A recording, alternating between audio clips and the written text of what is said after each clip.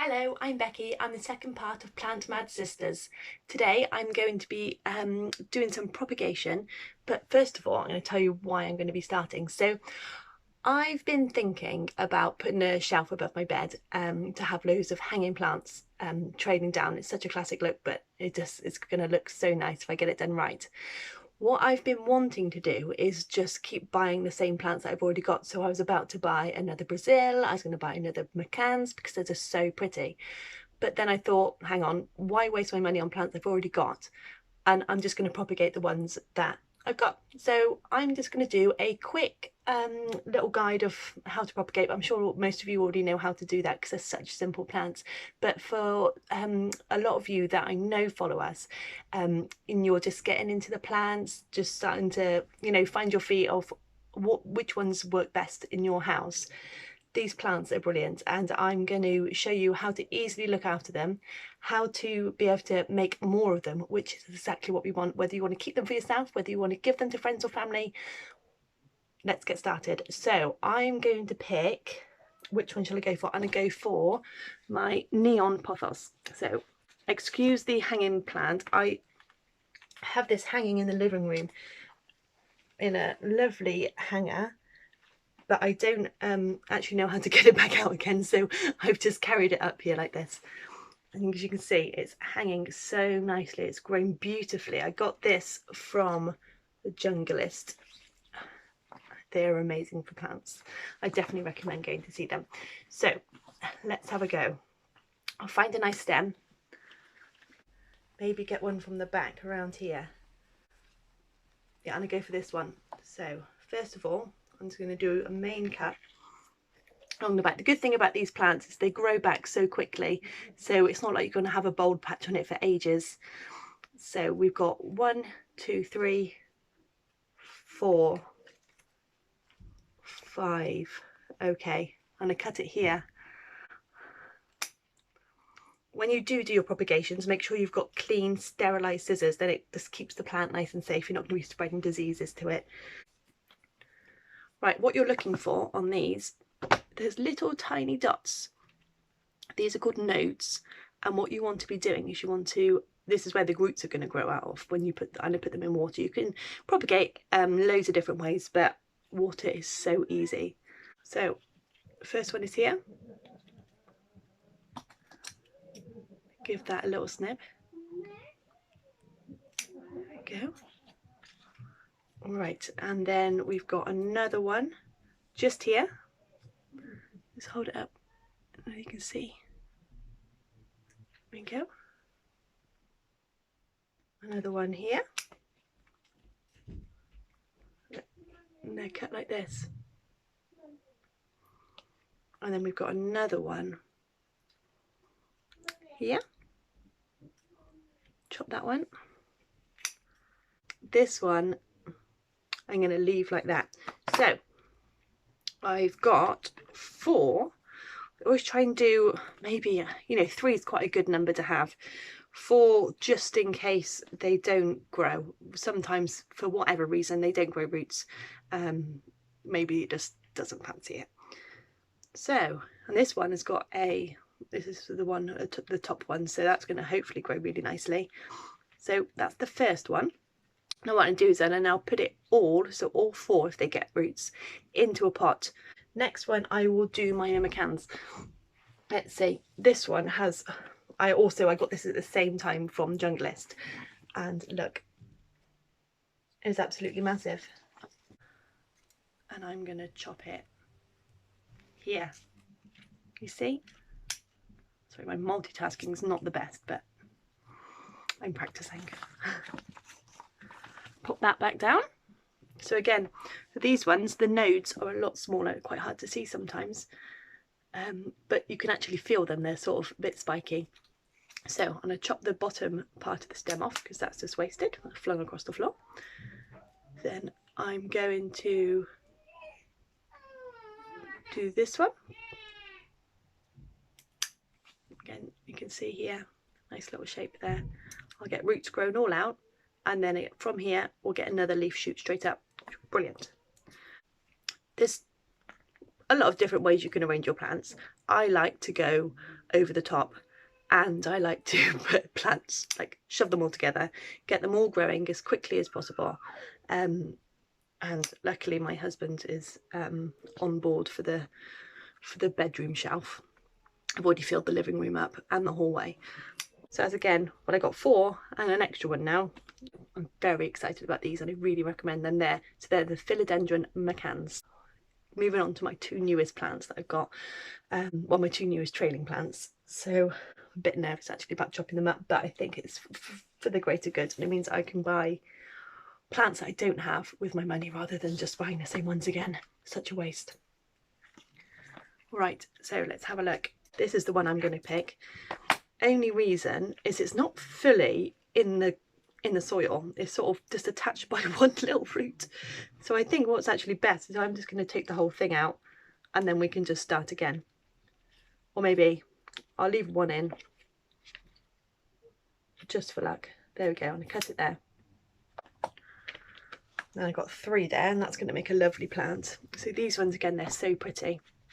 So this is oh my goodness, my brain has just completely stopped working. So this is the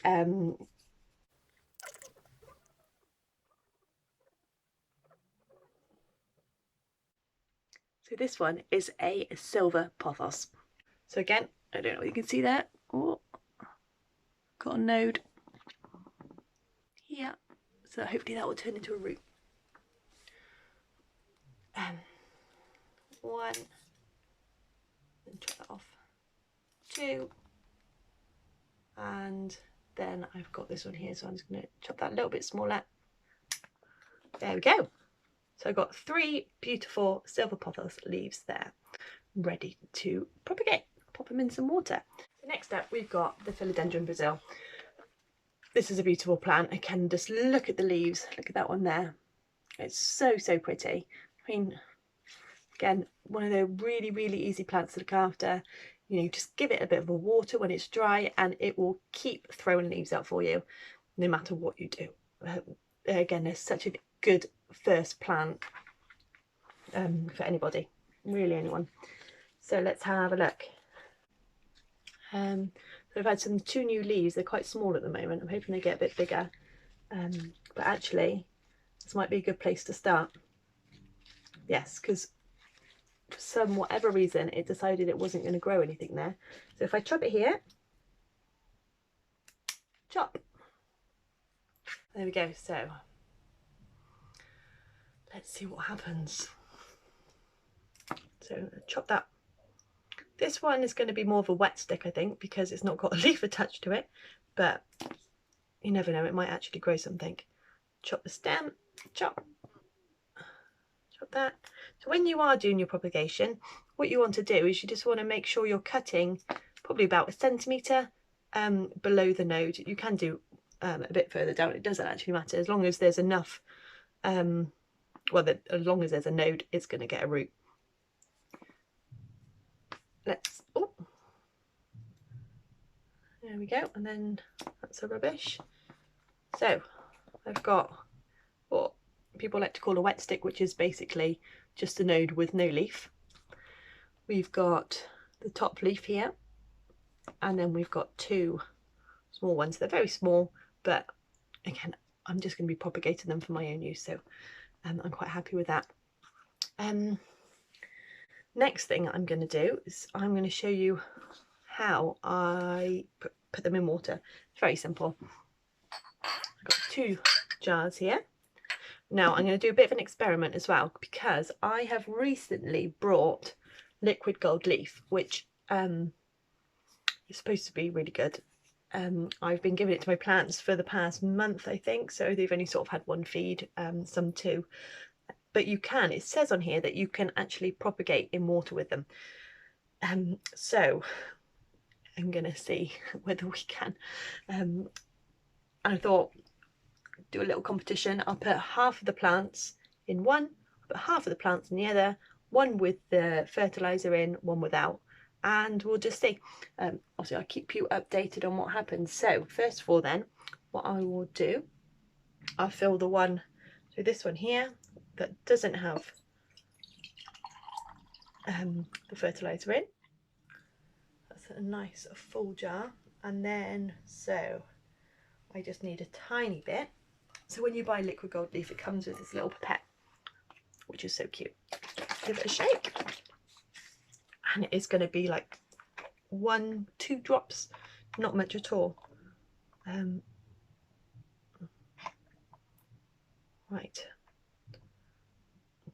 They say 0.5 ml per litre, and I've got about 1/4 of a litre, so I put hardly any in. Whether it'll make a difference, I don't know. But also, the good thing to do, especially when you're propagating, is to make sure you change the water regularly, every sort of 3 days if you can. Again, also, it doesn't have to be in glass jars or clear plastic caps. Roots grow in the ground, they don't need light. As long as the actual leaf is getting some light, you're going to be all good to go. So if all you've got is a plastic blue beaker at home, pop it in there and they'll grow. One for you and one for you. Right, and then, so I'm also going to put this one in. There we go, and then I'll put this, let's even them out.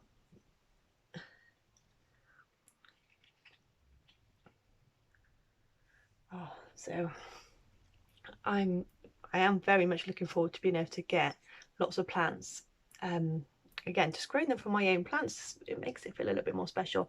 I really like to give them away as well, but most of the time I get a bit precious about them and I want to keep them for myself.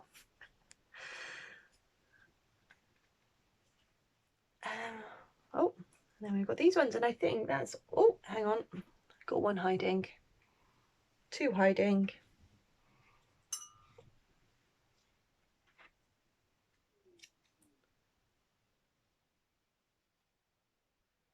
Right, so I've got these in.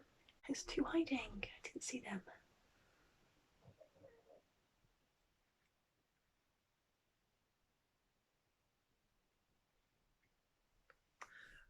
What I love about training plants is you can have loads of them packed together. They look great, they're really dramatic, it just looks beautiful because you can get obviously these bright neon ones, you can get the darker coloured ones in such a good contrast. It's really eye-catching.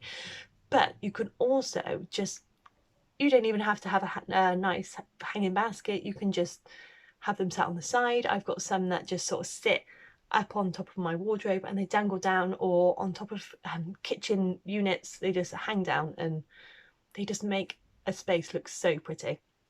I definitely recommend a training plant, they are my favourite. And that, I think, just have a look around. So we've got these, and you see how they're looking. I think they look quite pretty in there actually. And I have to put these, I put them in the kitchen window. I don't get direct sunlight in the kitchen window. You don't want them getting hot because obviously the water is just going to get warm and it's just going to cook the roots. I think that's what happens. That's what I think happens. So yeah, try not to put them in direct light, just as long as it's in a bright area so the leaves can just get all the light they need.